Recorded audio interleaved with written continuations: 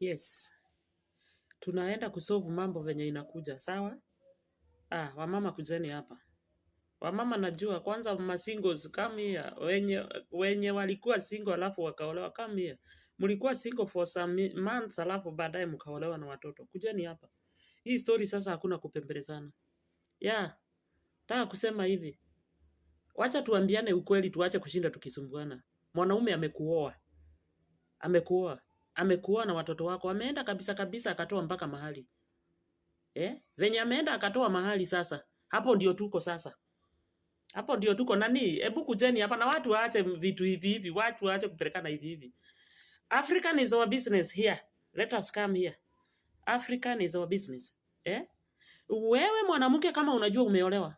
Bwana yako amepeleka mahali. Imekuaje? Huyo bwana amekuoa hawezi lipia watoto school fees. What is that?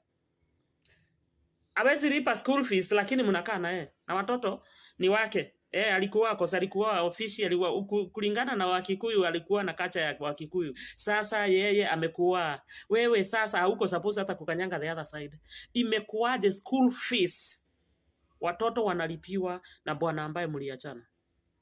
Are you sure mliachana? Na ni ukweli wewe na wewe mwanaume, hata nimefurahi sana kusikia kwanza wewe mwanaume wewe ni Mkikuyu. I wish ungekuwa tribe nyingine tungejua hapa kuna maneno. Lakini wewe ni Mkikuyu na unajua umeoa mwanamke sasa. Kuja hapa Tasha tukuogopi tena. Umeoa mwanaume sasa hapa. Mwanamke ukamuoa vizuri kabisa, mkaenda ukatoa mahali kila kitu. Alafu hapo wewe mwenyewe unatoka hapo, unajua school fees ijalipwa. Na unasikia bibi anaenda kuchukua school fees ama anapiga simu akitisha school fees. Unakubali. What do you expect? Kubali matokeo. Sasa matokeo ndio haya. Huyo bibi mlikuwa mnakaa naye, wewe sasa ulioa bibi lakini watoto ni kama uliweka kando.